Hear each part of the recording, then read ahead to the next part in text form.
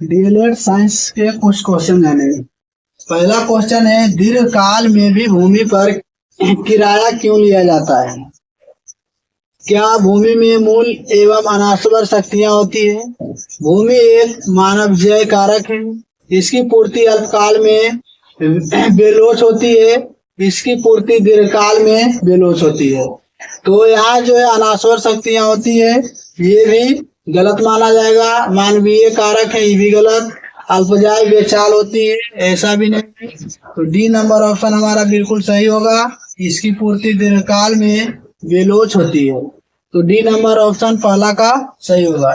दूसरा नंबर प्रश्न करा, द्रव का अनुभार बढ़ने से उसकी सांद्रता क्या होगी? घटेगी, बढ़ेगी, कोई प्रभाव नहीं पड़ेगा, इनमें से कोई नहीं। तो जैसे ही अनुभार बढ़ता है तो उसकी सांद्रता भी बढ़ जाती है। तो बी नंबर ऑप्शन हमारा बिल्कुल सही हुआ।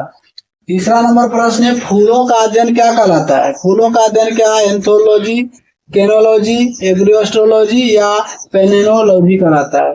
तो ये जो फूलों का अध्ययन होता है ये कहलाता है एंथोलॉजी। तो ये नंबर ऑप्शन हमारा बिल्कुल सही होगा।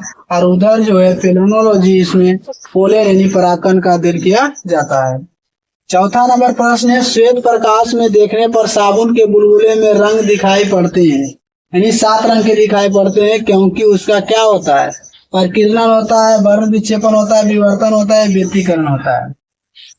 तो ये जो बुलबुला है वो 7 रंग का दिखाई पड़ता है व्यतिकरण के कारण। तो डी नंबर ऑप्शन हमारा बिल्कुल सही होगा। परिकिरणन क्या है? किसी बिंदु स्रोत पर या किसी पारदर्शक माध्यम पर जब प्रकाश पड़ती है तो कुछ भाग को अवशोषित कर चारों ओर फैला देने की घटना परिकिरणन होता है। वर्ण विक्षेपण क्या है? तो जब हम प्रिज्म से श्वेत प्रकाश गुजारते हैं तो 7 रंगों में विभक्त हो जाता है। ये जो विभक्त होता है वहाँ वर्णपट पर होता है और उसी को हम वर्ण विक्षेपण कहते हैं। प्रकाश जब श्वेत प्रकाश को जब गुजारा जाता है तो मुड़ने की घटना हो और 7 रंग में विच्छेदित, तो इसे हम वर्ण विक्षेपण कहते हैं।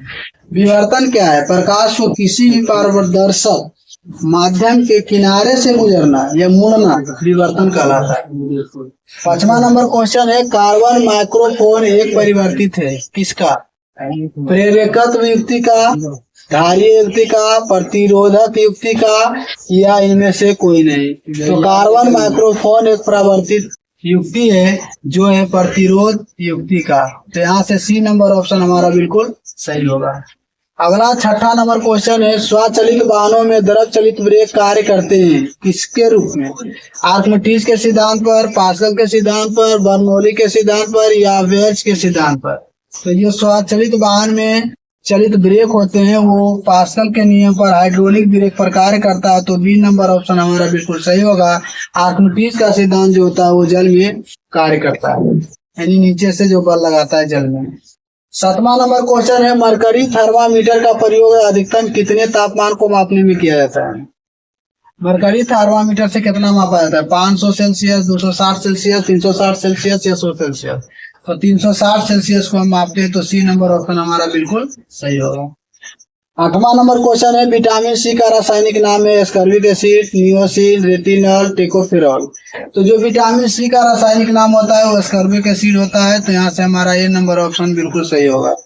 यहाँ जो है अगला नंबर प्रश्न है, प्रकाश संश्लेषण में हरे पौधे द्वारा कौन सी गैस छोड़ी जाती है? कौन सा गैस यानी निकालता है? तो प्रकाश संश्लेषण में कौन सा गैस निकालता है? तो इसके लिए जानेंगे CO2 प्लस H2O, और तीर का चिन्ह है, यहाँ सूर्य का प्रकाश, यहाँ क्लोरोफिल, यहाँ C6H12O6 और प्लस में O2। तो बराबर करने के लिए यहाँ पर 6 लगा देंगे, बराबर हो गया। तो यहाँ ऑक्सीजन को बाहर निकाल रहा है। तो यहाँ से ऑप्शन नंबर ए हमारा बिल्कुल सही होगा। तो ये नंबर ऑप्शन बिल्कुल सही होगा। ऑक्सीजन की मात्रा वायुमंडल में कितनी होती है? तो लगभग 21%, नाइट्रोजन 78% और कार्बन डाइऑक्साइड 0.03%। 10वां नंबर प्रश्न है, वर्षा की बूंदें गोलाकार होती है, क्यों? सतही पृष्ठ के कारण, वायु के वातावरणीय घर्षण के कारण, गोल पृथ्वी के गुरुत्व के कारण, वर्षा जल के संगतता के कारण। तो वर्षा की जो बूंदें गोलाकार होती है उसका आंसर है पृष्ठ तनाव। पृष्ठ तनाव नहीं रह के यहाँ पर है सतही तनाव के कारण लिखा हुआ। तो ये नंबर ऑप्शन हमारा बिल्कुल सही होगा। 11वां नंबर क्वेश्चन है, एक उड़ते हुए चक्के की प्रति सेकंड घूर्णन किससे मापी जाती है? यानी जो चक्का घूर रहा है उसका घूर्णन गति कैसे मापेंगे? बैरोमीटर से, एनेमोमीटर से, हाइग्रोमीटर से या स्कोप से।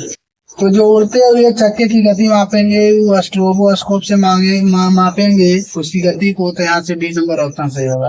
बैरोमीटर से वायुमंडलीय दाब और हाइग्रोमीटर से आर्द्रता मापा जाता है नमी को। 12वां नंबर क्वेश्चन है, मनुष्य का समान तापक्रम लगभग होता है कितना? तो यहाँ दे ले फ़ारेनहाइट में होगा तो हो जाएगा 98 फ़ारेनहाइट, ये होगा 98 फ़ारेनहाइट। अगर इसी को सेल्सियस में दिया हो तो 39 होगा, और इसी का अगर केल्विन में दिया हो तो 310 केल्विन। तो ये अलग अलग माप दिए होते हैं जिसके लिए हम अलग अलग सूत्र का प्रयोग कर आसानी से ज्ञात करते हैं। 13वां नंबर प्रश्न है, प्रकाश में ध्रुवण की घटना से यह सिद्ध होता है कि प्रकाश तरंगे क्या है?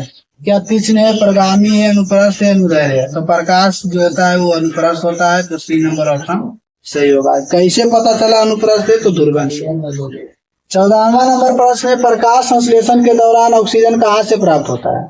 तो प्रकाश संश्लेषण के दौरान जो ऑक्सीजन प्राप्त होता है CO2 से, H2O से, दोनों से, इनमें कोई नहीं, तो H2O से प्राप्त होता है, तो बी नंबर ऑप्शन हमारा बिल्कुल सही होगा, यहाँ से ऑक्सीजन प्राप्त होती है।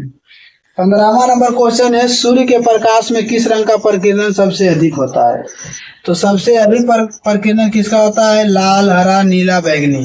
तो हम देखेंगे यहाँ से कि जब सूर्य का प्रकाश यानी कि फिल्म से श्वेत प्रकाश गुजारते हैं तो यहाँ से 7 रंग में विच्छेदित हो जाता है, जिसका सूत्र होता है बैजानिया फिनाला। तो बैजानिया फिनाला में बैंगनी यहाँ होता है, लाल यहाँ होता है, सबसे ज्यादा विक्षोभ जो आया बैंगनी में आया, तो प्रकीर्णन उसी का सबसे ज्यादा होगा, तो डी नंबर ऑप्शन हमारा बिल्कुल सही होगा। सबसे कम किस में होगा? लाल में होगा। जिसका प्रकीर्णन सबसे अधिक होता है उसका तरंग दैर्ध्य सबसे कम होता है, इसका तरंग दैर्ध्य सबसे कम होगा, और लाल का तरंग दैर्ध्य सबसे अधिक। 16वां नंबर क्वेश्चन है, आइरिस का क्या काम होता है? आइरिस का काम बताएं। आंख में जाने वाली प्रकाश की मात्रा को नियंत्रित करना, आंख में जाने वाली प्रकाश की मात्रा को लौटाना, या प्रतिबिंब लेंस को चित्र भेजना, या इनमें से कोई नहीं। तो आंख में जाने वाले प्रकाश की मात्रा को नियंत्रित करना, यानी ये नंबर ऑप्शन हमारा बिल्कुल यहाँ पे सही होगा, क्योंकि जब हम धूप से अपने घर के अंदर आते हैं तो वहाँ पर अंधेरा दिखाई पड़ता है, क्योंकि ये प्रकाश को कुछ समय के लिए नियंत्रित करके उसके बाद समन्वय में स्थापित करता है, तब जाके हमें वस्तु आसानी से दिखाई पड़ता है। 17वां नंबर क्वेश्चन है, पनडुब्बी में से किस यंत्र द्वारा मनुष्य समुद्री सतह पर वस्तु को देख सकता है? क्या पेरिस्कोप है, माइक्रोस्कोप है, टेलीस्कोप है, या जायरोस्कोप है? तो ये जो पनडुब्बी उपयोग किया जाता है समुद्री तल में देखने के लिए पेरिस्कोप होता है, तो ये नंबर ऑप्शन हमारा बिल्कुल सही होगा। माइक्रोस्कोप से छोटा वस्तु को बड़ा करके देखा जाता है, टेलीस्कोप से दूर की वस्तु को नजदीक में देखा जाता है, और जायरोस्कोप से पतली पतली नलियों में जो छिद्र होते हैं उसकी जांच होती है। 18वां नंबर क्वेश्चन है, किस यंत्र से नमी को मापा जाता है? क्या हाइग्रोमीटर है, हाइड्रोमीटर है, गैल्वेनोमीटर है, या थर्मामीटर है? तो ये जो है नमी के बारे में अभी हम बात कर चुके हैं, हाइग्रोमीटर होगा, तो ये नंबर ऑप्शन हमारा बिल्कुल सही होगा। अब गैल्वेनोमीटर से क्या होता है? तो गैल्वेनोमीटर से निम्न धारा मापी जाती है, और थर्मामीटर से तापमान मापा जाता है। 19वां नंबर क्वेश्चन है, गाजर का कौन सा भाग खाया जाता है? तो गाजर का हम कौन सा भाग खाते हैं? क्या जड़ है, तना है, पत्ती है, फल है? तो गाजर का हम जड़ खाते हैं, तो ये नंबर ऑप्शन हमारा बिल्कुल सही होगा। इसमें तना होता ही नहीं है, पत्ती के रूप में तना होता है, और पत्ती तो वही पत्ती हो गया, और फल का तो निर्माण उगे नहीं करता है। 20वां नंबर क्वेश्चन है, वायुमंडल में दबाव को मापने हेतु कौन सा यंत्र प्रयोग होता है? दाब को। क्या थर्मामीटर है, बैरोमीटर है, या स्फिग्मोमेनोमीटर है, या ऑसिलोस्कोप है? तो यहाँ जो वायुमंडलीय दाब मापा जाता है वो बैरोमीटर से मापा जाता है, तो यहाँ से हमारा बी नंबर ऑप्शन बिल्कुल सही हुआ है। इस प्रकार हम डीएलएड से संबंधित प्रश्नों को आसानी से हल करते हैं।